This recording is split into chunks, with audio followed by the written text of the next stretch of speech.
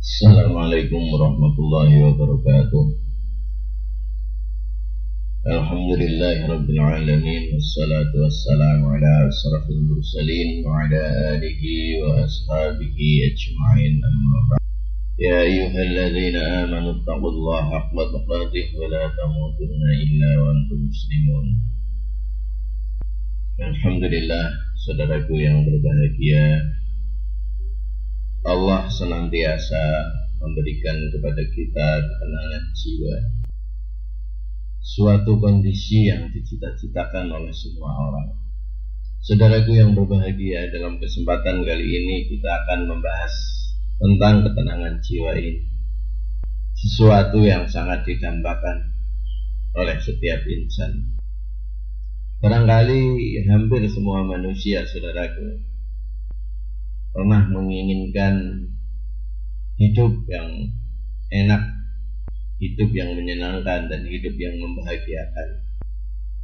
Ada keluarga yang senantiasa menyenangkan, banyak harta, banyak teman, karirnya sukses, usahanya juga lancar, kemudian juga namanya masyhur, terkenal, tenar.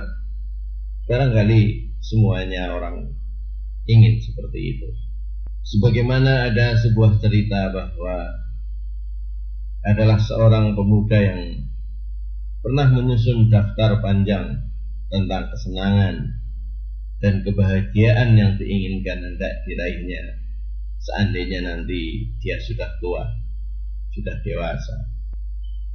Ia mencantumkan beberapa keinginan duniawi seperti tubuh yang kuat, kekar, kesehatan, seorang istri yang dicintai, istri yang cantik, kesuksesan karir, kekayaan yang melimpah, teman yang banyak, dan juga ketenaran atau kemasyhuran. Namun saudaraku, tatkala pemuda tadi menyerahkan daftar panjang itu kepada seorang arif atau orang yang bijaksana, orang tersebut berkata mengomentari daftar panjang dari seorang pemuda tadi. Daftar ini sangat bagus, wahai anak muda, demikian orang bijak tadi berkata. Urutannya tidak menjadi masalah. Akan tetapi menurut saya, engkau melupakan satu yang sangat penting dan sangat pokok. Daftar ini akan menjadi gagal semua, wahai anak muda, kalau yang pokok itu tidak ada. Lalu orang bijak tadi, saudaraku, mengambil alat tulisnya, kemudian membuat tulisan besar di atas daftar panjang kesenangan yang disusun oleh pemuda tadi dengan dua kata, yaitu ketenangan jiwa. Saudaraku yang berbahagia, pokok ini, yaitu ketenangan jiwa, adalah sesuatu yang disimpan oleh Allah Subhanahu wa ta'ala untuk diberikan hanya kepada orang-orang yang dipilih olehnya. Sesungguhnya saudaraku, banyak orang yang diberi oleh Allah Ta'ala kepintaran, kepandaian, kesehatan, harta, dan juga diberikan bahkan ketenaran dan kemasyhuran. Tetapi ketenangan jiwa, saudaraku, hanya dikaruniakan oleh Allah Ta'ala dengan ukuran dan sifatnya terbatas.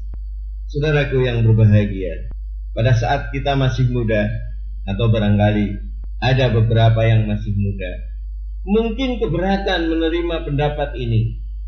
Tapi setelah perjalanan hidup, saat usia sudah meningkat, maka merasa dan mengaku bahwa ketenangan jiwa adalah tujuan yang utama dalam hidup ini.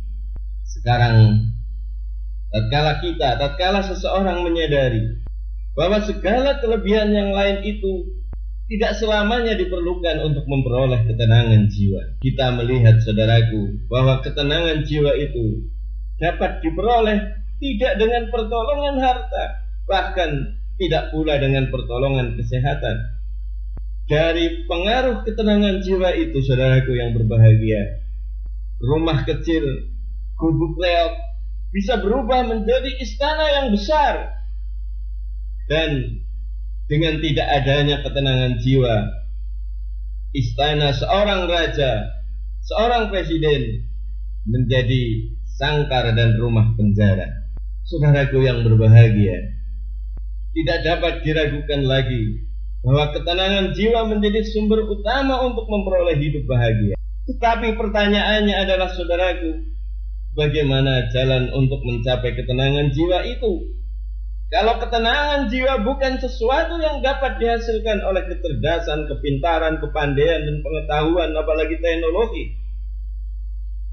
Kalau ketenangan jiwa bukan diperoleh oleh kesehatan dan kekuatan, bukan pula diperoleh dari harta dan kekayaan, bukan pula dengan cara-cara yang lain, ketenaran dan kemasyhuran, dan bukan pula oleh berbagai kesenangan kebendaan. Lalu bagaimana cara meraihnya? Dan siapa yang akan bisa merasakannya?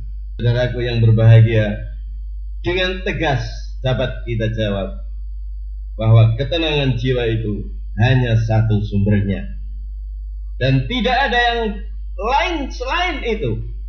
Adalah bahwa ketenangan jiwa sumbernya adalah iman dengan Allah secara benar dan iman kepada hari akhirat dengan benar. Kenapa sumber ketenangan itu adalah keimanan yang benar, saudaraku? Sebab yang namanya iman, semua orang hampir mengaku dirinya beriman. Tetapi iman yang benar itu yang mana? Maka saudaraku yang berbahagia, keimanan ini mestinya hanya sebuah terminologi, hanya sebuah istilah yang diberikan oleh Allah Ta'ala. Istilah iman ini adalah istilah yang diberikan oleh agama-agama yang benar. Bukan sekedar iman, tetapi iman yang benar, yang tidak dicampuri dengan keraguan dan kepalsuan, yaitu syubhat dan syak prasangka. Saudara yang berbahagia, perjalanan hidup kita telah memberikan pelajaran kepada kita bahwa kebanyakan orang yang berkeluh kesah, orang yang merasa kesempitan hidupnya dan goncang batinnya, merasa sepi dan tidak mempunyai apa-apa, hanyalah orang-orang yang tidak memperoleh nikmat iman dan keyakinan.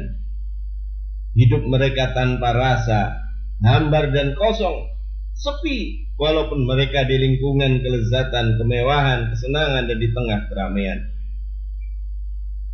Saudaraku yang berbahagia, ketenangan jiwa itu adalah merupakan hembusan dari langit diturunkan ke dalam hati orang yang beriman dari penduduk bumi, supaya mereka berhati teguh dikala orang sedang mengalami kegoncangan.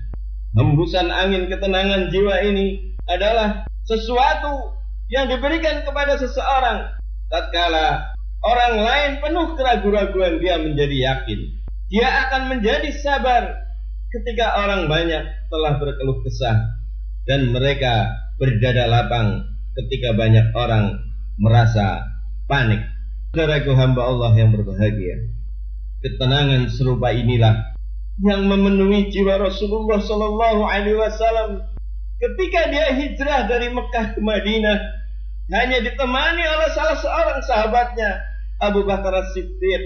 Tatkala dia dikejar-kejar oleh para pemuda yang hendak membunuh mereka, dan mereka bersembunyi di salah satu gua. Dalam diri Rasulullah Sallallahu Alaihi Wasallam tidak ada perasaan cemas dan duka cita, tidak ada ketekanan, ketakutan dan kegentaran, tidak digoncangkan oleh ragu-ragu dan keluh kesah. Tatkala kondisi seperti itu, saudaraku yang berbahagia, sebagaimana yang diabadikan di dalam Al-Quran, faqad nasarahu Allahu idh akhrajahu allazina kafaru thaniyat nain idh huma fil ghari idh yaqulu li sahibihi la tahzan innallaha ma'ana. Sesungguhnya Allah telah menolong Muhammad, menolongnya ketika orang-orang kafir mengusirnya. Hanya berdua saja mereka, yaitu Rasulullah Muhammad dan Abu Bakar As-Siddiq. Ketika keduanya dalam gua, dikala itu Rasulullah Shallallahu Alaihi Wasallam berkata kepada temannya, la tahzan innallaha ma'ana.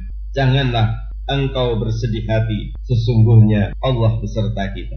Saudaraku hamba Allah yang berbahagia, ada orang yang bertanya, mengapa orang beriman lebih berhak merasakan ketenangan jiwa dan ketentraman hati?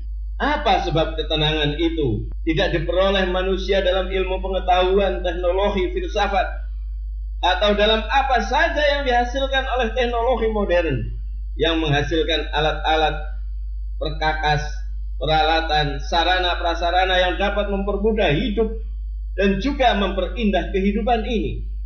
Maka saudaraku hamba Allah yang berbahagia, ada beberapa alasan mengapa hanya orang beriman saja yang dapat merasakan ketenangan jiwa ini.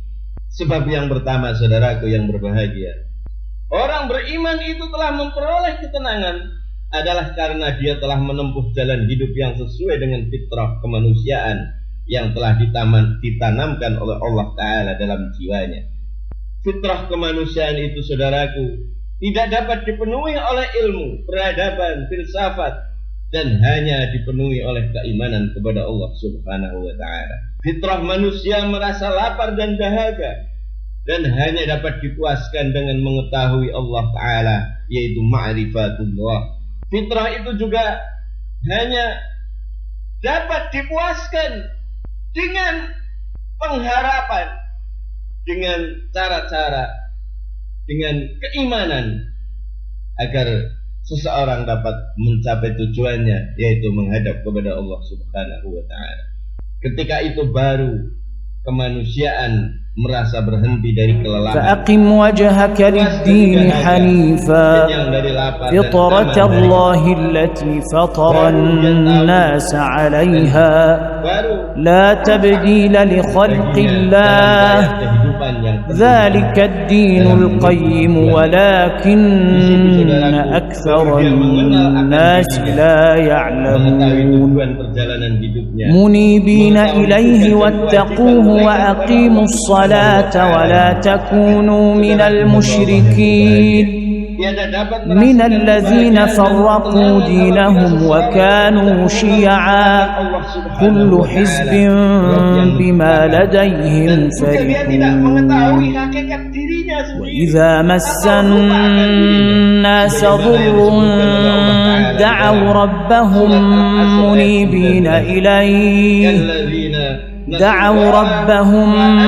منيبين إليه ثم إذا أذاقهم منه رحمة إذا فريق منهم بربهم يشركون ليكفروا بما آتيناهم فتمتعوا فسوف تعلمون أم أنزلنا عليهم سلطانا فهو يتكلم بما كانوا به يشركون وإذا أذقنا الناس رحمة فرحوا بها وإن تصبهم سيئة بما قدمت أيديهم إذا هم يقنطون أولم يروا أن الله يبسط الرزق لمن يشاء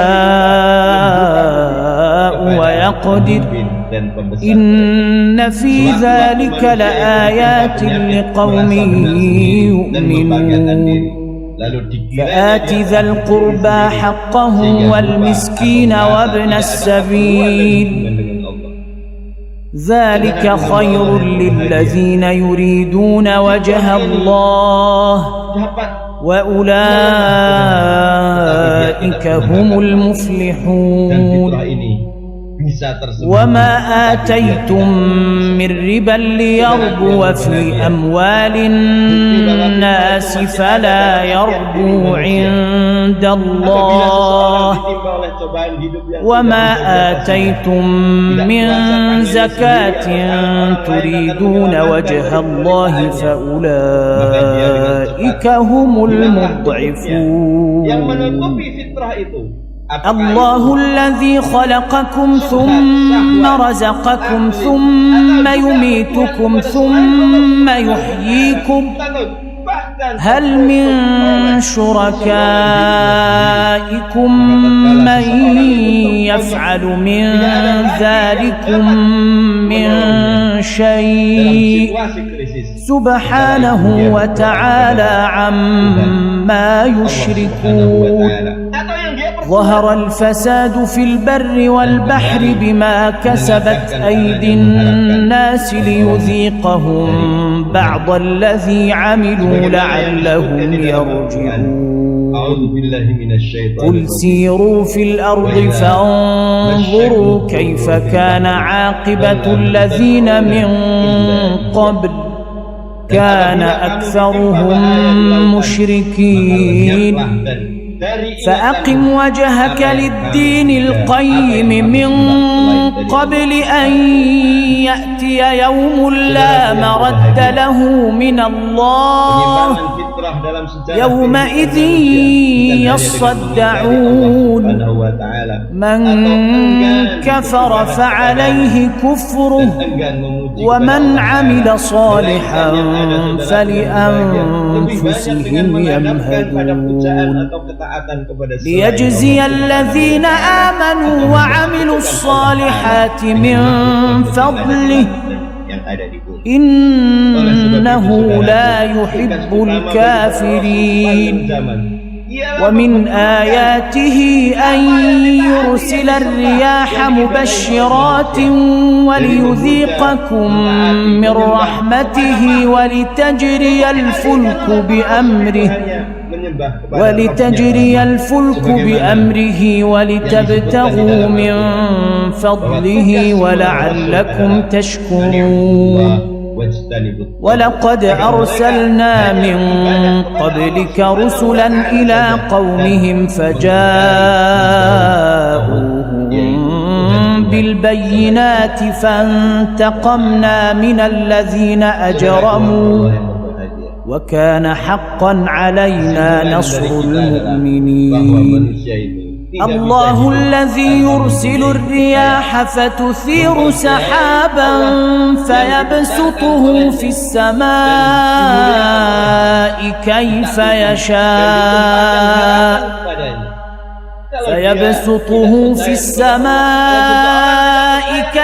يشاء ويجعله كسفا فترى الودق يخرج من خلاله فإذا أصاب به من يشاء من عباده إذا هم يستبشرون. وإن كانوا من قبل أن ينزل عليهم من قبله لمبلسين.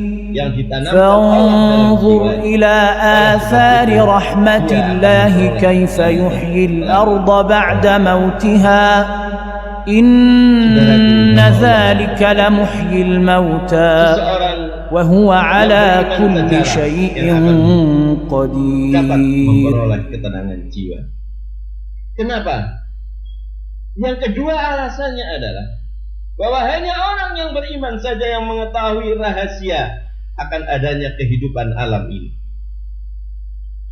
Dalam lubuk hati setiap insan ada suara yang tersembunyi yang senantiasa berbisik, yang senantiasa mempertanyakan dan selalu minta jawaban untuk melenyapkan kegelisahan dan agar memperoleh ketenangan jiwa. Mestinya orang-orang itu bertanya, alam ini sesungguhnya apa? Kehidupan ini sesungguhnya untuk apa? Manusia itu sebenarnya siapa? Dari mana alam dan manusia itu datang? Siapa yang menciptakan manusia dan alam? Siapa yang mengatur pergerakan keduanya? Langit, bumi, manusia, dan makhluk yang lain. Kemana tujuan mereka? Juga bagaimana awal terjadinya alam dan manusia? Kemudian pertanyaan berikutnya, hidup ini untuk apa? Kematian itu sebenarnya apa? Bagaimana keadaan masa datang setelah menunggu kita selama hidup di dunia ini dan sesudah kehidupan di dunia ini? Adakah lagi sesuatu sesudah hidup yang sekarang ini? Adakah hubungan kita dengan alam yang kekal tadi? Pertanyaan-pertanyaan ini senantiasa ada pada jiwa orang, dan tatkala belum menemukan jawaban yang pasti, tidak mungkin akan menyebabkan ketenangan jiwa bagi seseorang. Hanya orang beriman sajalah, saudaraku, yang berbahagia dengan iman yang benar, yaitu dengan akidah yang sahih, yaitu tauhid kepada Allah Ta'ala saja, yang menyebabkan seseorang memperoleh ketenangan jiwa. Selama dunia berkembang, saudaraku, pertanyaan-pertanyaan tadi tetap ada. Tidak ada jawaban yang memuaskan. Hanyalah jawaban yang ada dalam agama yang benar, agama Allah Ta'ala, yaitu dinullah. Maka apabila seseorang merasa gelisah, mestinya jalan satu-satunya adalah kembali kepada agama Allah Ta'ala tersebut. Maka dinullah inilah satu-satunya yang dapat memberikan jawaban yang memuaskan sesuai dengan fitrah yang murni dan akal yang sehat. Bahkan Al-Quran mengajarkan bahwa agama Islam itu adalah fitrah kemanusiaan yang asli, sebagaimana yang disebutkan di dalam surat Ar-Rum ayat 30. A'udzu billahi minasyaitonir rajim.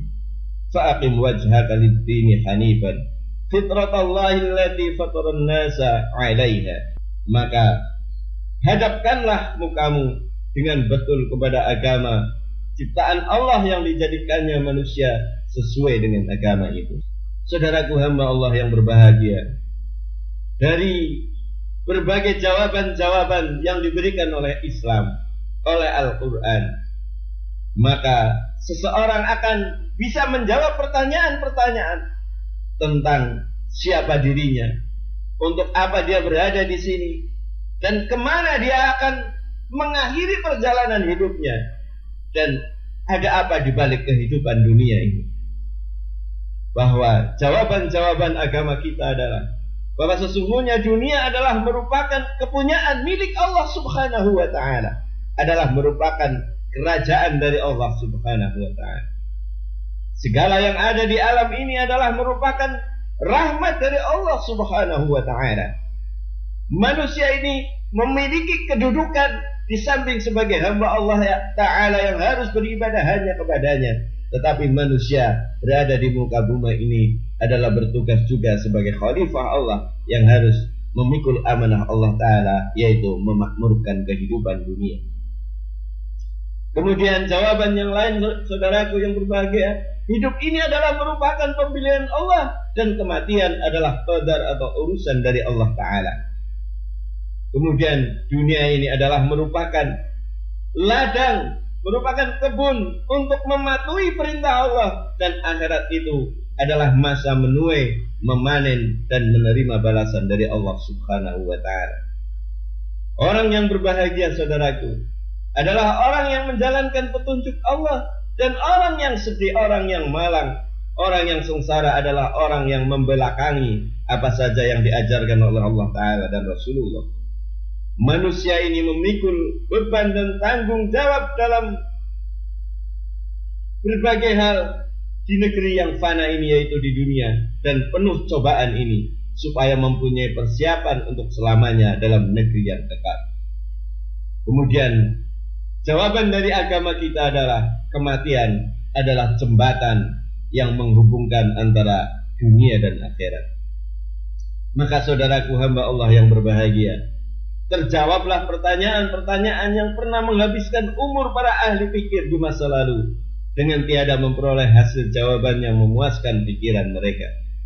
Tetapi bagi orang yang beriman, dia akan memperolehnya dari agama yang benar, yaitu agama Islam, dengan perasaan puas, diketahuinya dari sumber yang tidak keliru dan tidak pula akan salah, yaitu wahyu dari Allah Ta'ala yang dikirimkan, disampaikan melalui para rasul kepada manusia.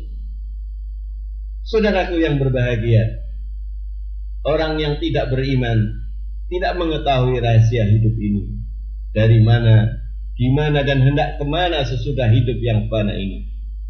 Kalau dibuat perumpamaan, saudaraku, bagi orang yang berjalan di padang tandus, tidak tahu jalan, dan yang dilihatnya hanyalah fata morgana belaka, dikiranya air yang tergenang, tetapi setelah sampai di tempat itu tidak ada suatu apapun yang didapatinya. Atau orang yang tidak beriman dan tidak memiliki agama dengan benar, menjalankan agama benar, bagi orang yang berlayar dalam gelap gulita di tengah-tengah lautan, tidak nampak satu titik cahaya pun, sehingga tidak mengetahui di mana dia berada dan kemana arah yang akan ditujunya. Gambaran ini, saudaraku yang berbahagia, disampaikan oleh Allah Ta'ala di dalam Al-Quran. Kazulumatin fi bahrin lujiyi yaghshahu mawjun min fawqihi sahabun. Zulumatun ba'duha fawqa ba'din idza ahraja yadahu lam yakad yaraha wa man lam yaj'alillahu lahu nuran fama lahu min nur. Atau keadaan mereka bagai kegelapan di laut yang dalam, dikepung gelombang demi gelombang, di atasnya awan gelap, dan kegelapan itu tumpang tindih, bertumpuk-tumpuk. Apabila dikeluarkannya tangannya, hampir tidak kelihatan. Siapa yang tidak diberi cahaya oleh Allah, ia adalah akan mempunyai cahaya. Wa man lam yaj'alillahu lahu nuran fama lahu min nurin. Demikianlah, saudaraku, hanya orang-orang yang diberi cahaya oleh Allah Ta'ala, beriman kepada Allah Ta'ala, memahami ajaran agama Allah Ta'ala, merekalah yang hidupnya tidak akan sengsara, merasa gelap di dunia ini. Sangat indah apa yang diibaratkan oleh Allah Ta'ala di dalam surat An-Nur ayat 40 ini.